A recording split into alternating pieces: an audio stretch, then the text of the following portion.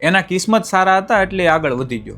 ના ભાઈ, એના કિસ્મત નહોતા સારા, એ કન્સિસ્ટન્સી કન્ટિન્યુ ઇમ્પ્રુવમેન્ટ સાથે કામ કરતો હતો ને એટલે છું છે. બાકી એમ કહો કે ભાઈ વડાપાઉં વેચીને આગળ વયો ગયો, ચા વેચીને આગળ વયો ગયો, પકોડા વેચીને આગળ વયો ગયો, એ તમારી બધી ભૂલ છે.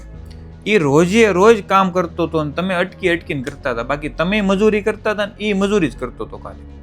ખાલી ફરક એટલો જ છે કે તમે રોજે રોજ ન કર્યું અને એણે રોજે રોજ કર્યું.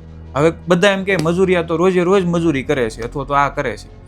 એ વસ્તુ અલગ છે. તમે જે કરો છો એની કરતાં ઇમ્પ્રુવમેન્ટ પણ રોજે કરવું પડશે, મીઠો જવાબ આપવો પડશે. હવે બે માણસમાં ડિફરન્સ એટલો જ છે કે ભાઈ એક માણસ મીઠો જવાબ નથી આપતો ને એક માણસ મીઠો જવાબ આપે છે. વસ્તુ સેમ વેચે છે.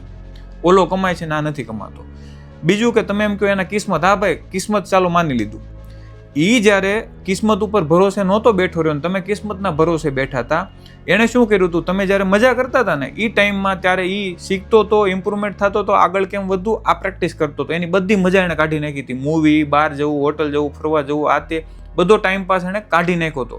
એટલે એના કિસ્મત બદલ્યા છે. તમારી કિસ્મતમાં એ લખેલું જ છે, પણ તમે ત્યાં શું બોલો છો, મારાથી નહીં થાય, એટલે તમારી કિસ્મત ડિલીટ થઈ જાય ને ભૂંહાઈ જાય છે. અને એ શું બોલે છે, આજે ન છું તો આને હું કાલે કેમ કરીશ, અથવા તો કોકને પૂછી લઉં કે આ કેમ થશે. એટલે એના કિસ્મત ખુલી ગયા છે.